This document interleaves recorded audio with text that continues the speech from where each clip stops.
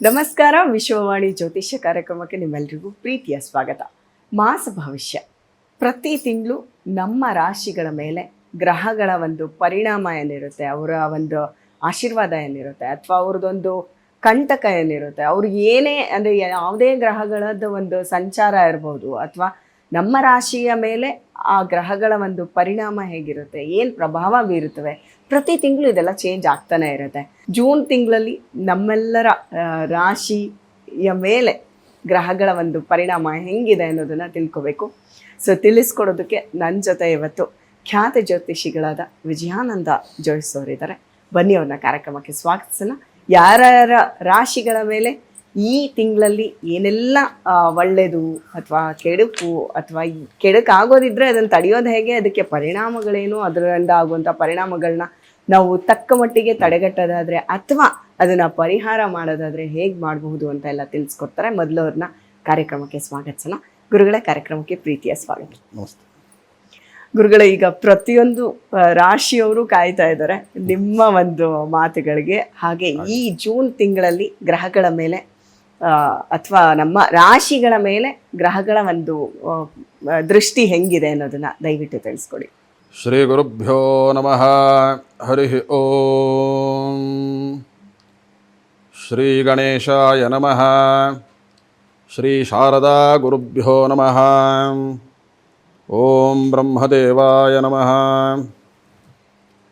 ಸರ್ವರಿಗೂ ಕಾರ್ಯಕ್ರಮಕ್ಕೆ ಆಧಾರದ ಸುಸ್ವಾಗತ. ಪ್ರತಿ ಮಾಸಗಳಲ್ಲಿಯೂ ಅನೇಕ ಬದಲಾವಣೆಗಳು, ಪ್ರಕೃತಿಯಲ್ಲಿಯೂ ಮನುಷ್ಯನ ಜೀವನದಲ್ಲಿಯೂ ಬದಲಾವಣೆ ಉಂಟಾಗುತ್ತೆ.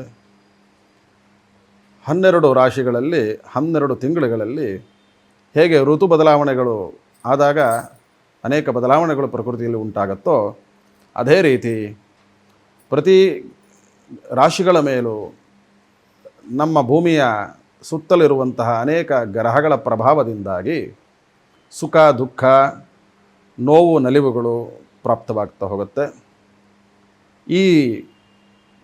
ಇವತ್ತಿನವರೆಗೂ ವರ್ಷದ 6 ತಿಂಗಳುಗಳು ಅಂದರೆ ಅರ್ಧ ವರ್ಷವನ್ನು ಕಳೆದಿದ್ದೇವೆ. ಜನವರಿಯಿಂದ ಯುಗಾದಿ ಹಬ್ಬದಿಂದ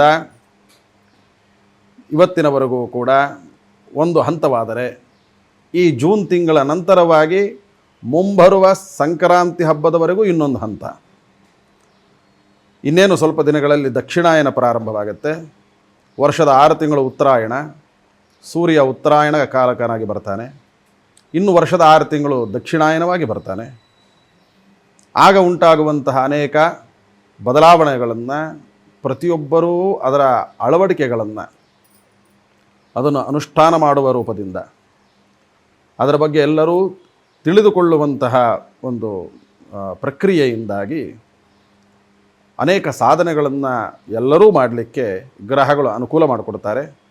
ಈ ಜೂನ್ ತಿಂಗಳ ಅಂದರೆ ಜ್ಯೇಷ್ಠ ಮಾಸದ ಅಮಾವಾಸ್ಯೆವರೆಗೂ ಕೂಡ 27ನೇ ತಾರೀಕು ಮೇ ತಿಂಗಳು ಮಂಗಳವಾರದವರೆಗೂ ವೈಶಾಖ ಮಾಸವಾದರೆ, 28ನೇ ತಾರೀಕು ಬುಧವಾರದಿಂದ ಜ್ಯೇಷ್ಠ ಮಾಸ ಪ್ರಾರಂಭವಾಗುತ್ತೆ. ಜ್ಯೇಷ್ಠ ನಂತರವಾಗಿ ಆಷಾಢ ಮಾಸ ಪ್ರಾರಂಭವಾಗುತ್ತೆ. ಈ ರೀತಿ ಪ್ರತಿ ಮಾಸಗಳಿಗೂ ಹೇಗೆ ಒಂದೊಂದು ಹೆಸರುಗಳಿದೆಯೋ, ಅದೇ ರೀತಿ ಪ್ರತಿ ಮಾಸಗಳಲ್ಲಿಯೂ ಅಲ್ಪ ಸ್ವಲ್ಪ ಬದಲಾವಣೆಗಳು ಉಂಟಾಗುತ್ತೆ. ಅದರಲ್ಲಿ ಪ್ರಮುಖವಾಗಿ ಜ್ಯೇಷ್ಠ ಮಾಸ ಅಂದರೆ ವಾಸ್ತು ಪುರುಷನು ಬಲಿಷ್ಠವಾಗುವಂತಹ ಮಾಸ. ಇದು ಎಲ್ಲರಿಗೂ ಪ್ರಮುಖವಾಗಿ ಮೂಲ ಏನಪ್ಪ ಅಂದರೆ ವಾಸ್ತು.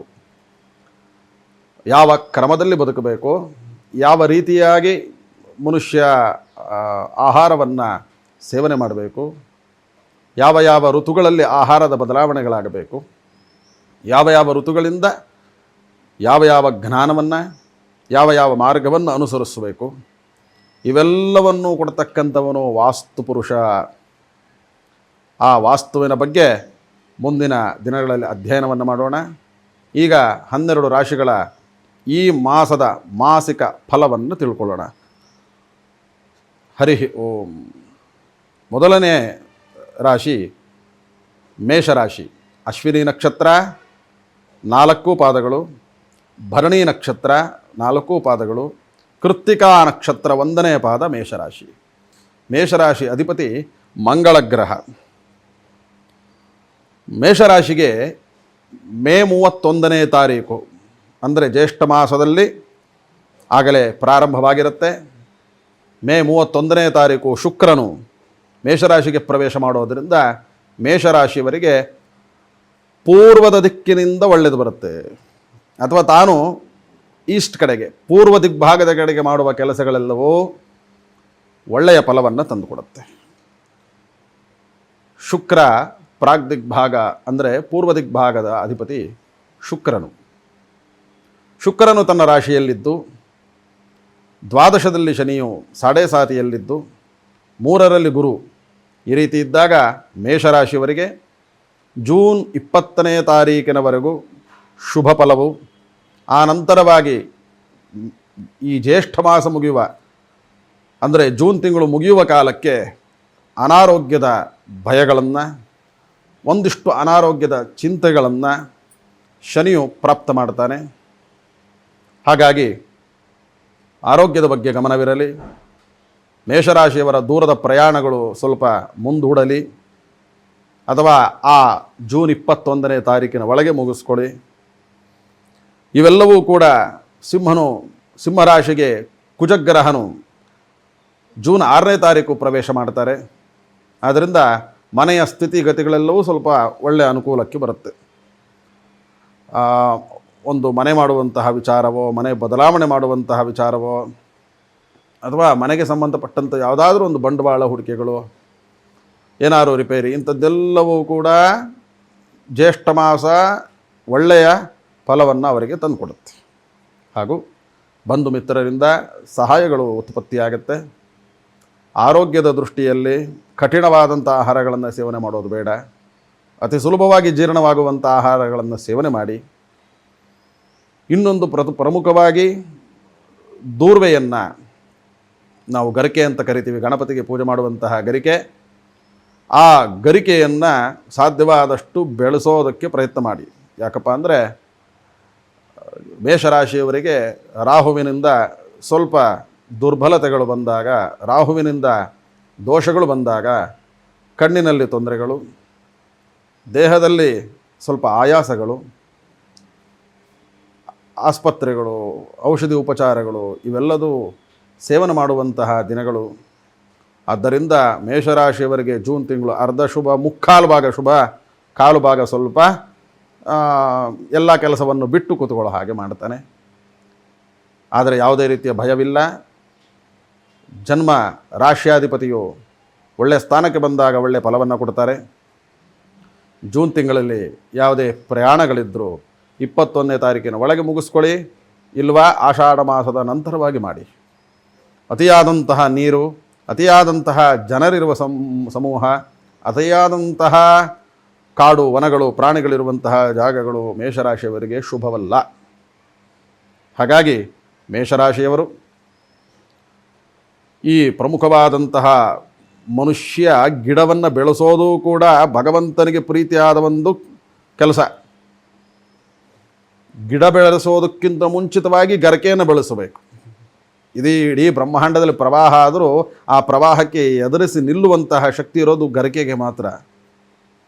ಎಂಥ ಬಲಿಷ್ಠವಾದ ಮರವೂ ಪ್ರಕೃತಿಗೆ ಹೆದರಿ ಅಥವಾ ಪ್ರಕೃತಿಯ ಆರ್ಭಟಕ್ಕೆ ಸಿಲುಕಿ ಬಿದ್ದು ಹೋಗುತ್ತೆ. ಗರಿಕೆ ಆ ರೀತಿ ಬಳಕೆ ಸಾಧ್ಯವಿಲ್ಲ. ದೂರ್ವೆ, ರಾಹು ಯಾವಾಗ ಶಾಂತನಾಗ್ತಾನಪ್ಪ ಅಂದರೆ ದೂರ್ವೆಯನ್ನು ತೋರಿಸಿದಾಗ. ಗರಿಕೆಯಿಂದ, ಅದರಿಂದನೇ ನೋಡಿ ರಾಹುವನ್ನು ಅಥವಾ ನವಗ್ರಹಗಳಲ್ಲಿ ಯಾವ ಗ್ರಹಗಳನ್ನು ಪ್ರತ್ಯೇಕವಾಗಿ ಪೂಜೆ ಮಾಡುವಂತಿಲ್ಲ. ಗ್ರಹಗಳನ್ನು ಪೂಜೆ ಮಾಡುವಾಗ 9 ಗ್ರಹಗಳಿಗೂ ಪೂಜೆ ಸಲ್ಲಬೇಕು ಒಟ್ಟಿಗೆ. ಆ ಗ್ರಹಗಳು ಒಬ್ರಿಗೊಬ್ರು ಬಿಟ್ಟಿರಲ್ಲ ಅವರು. ಅದು ನಿಯಮ, ಅದು ಒಂದು ರೀತಿಯ ಸರಪಳಿ. ಆದ್ದರಿಂದ ರಾಹುವಿಗೆ ನಾವು ದೂರ್ವೆಯನ್ನು ಸಮರ್ಪಣೆ ಮಾಡೋಕ್ಕೆ ಸಾಧ್ಯವಿಲ್ಲ. ಆದರೂ ಗಣಪತಿಗೆ ಅದನ್ನು ಅರ್ಪಣೆ ಮಾಡಿ ಈ ಜೂನ್ ತಿಂಗಳ ಮಾಸವನ್ನು ನೀವು ಜಯಿಸ್ತೀರಿ. ಮೇಷರಾಶಿಯವರಿಗೆ ಶುಭವಾಗಲಿ. ಧನ್ಯವಾದ ಗುರುಗಳೇ. ಸಾಕಷ್ಟು ವಿಷಯಗಳನ್ನು ತಿಳಿಸ್ಕೊಟ್ಟಿದ್ದೀರಾ. ಮತ್ತು ಪ್ರತಿಯೊಂದು ರಾಶಿಗೂ ತನ್ನದೇ ಆದಂತಹ ಒಂದು ಕಷ್ಟ ಸುಖ ಎರಡೂ ಇದೆ. ಸೊ ಅದನ್ನು ಕಷ್ಟ ಇದ್ದರೆ ಹೇಗೆ ಅದನ್ನು ಪರಿಹರಿಸ್ಕೋಬೇಕು ಅನ್ನೋದನ್ನು ಕೂಡ ತುಂಬ ಸರಳವಾಗಿ ಮತ್ತು ತುಂಬ ಸೂಕ್ತವಾಗಿ ತಿಳಿಸ್ಕೊಟ್ಟಿದ್ರ. ನಿಮಗೆ ಧನ್ಯವಾದಗಳು. ಎಲ್ಲರಿಗೂ ಶುಭವಾಗಲಿ. ನೋಡಿದ್ರಿ ಅಲ್ಲ, ಎಲ್ಲ ರಾಶಿಯವರು ಕಾಯ್ತಾ ಇದ್ದಂತಹ ಒಂದು ಜೂನ್ ತಿಂಗಳ ನಿಮ್ಮ ಮಾಸದ ಭವಿಷ್ಯ ಹೇಗಿರಬಹುದು ಅನ್ನೋದನ್ನು ನೀವೆಲ್ಲರೂ ಕಾಯ್ತಾ ಇದ್ರಿ. ಬಟ್ ಇವತ್ತು ಎಷ್ಟೊಂದು ಜನಕ್ಕೆ ಒಳ್ಳೆಯದು ಕೆಟ್ಟದ್ದು ಎರಡೂ ಇದೆ. ಹಾಗಾಗಿ ಏನೆಲ್ಲ ಪರಿಹಾರಗಳನ್ನ ಮಾಡ್ಕೋಬಹುದು ಅನ್ನೋದನ್ನು ಕೂಡ ತುಂಬ ಚೆನ್ನಾಗಿ ತುಂಬ ಸರಳವಾಗಿ ಹೇಳ್ಕೊಟ್ಟಿದ್ದಾರೆ. ಗುರುಗಳಿಗೆ ಧನ್ಯವಾದಗಳನ್ನ ತಿಳಿಸ್ತಾ ಇವತ್ತಿನ ಈ ಮಾಸ ಭವಿಷ್ಯ ಕಾರ್ಯಕ್ರಮನ ಇಲ್ಲಿಗೆ ಮುಗಿಸ್ತೀವಿ. ಮತ್ತೆ ಬರುವ ಜುಲೈ ತಿಂಗಳಲ್ಲಿ ನಾವು ನಿಮಗೆ ಸಿಗ್ತೀವಿ. ಅಲ್ಲಿವರೆಗೂ ನಮಸ್ಕಾರ.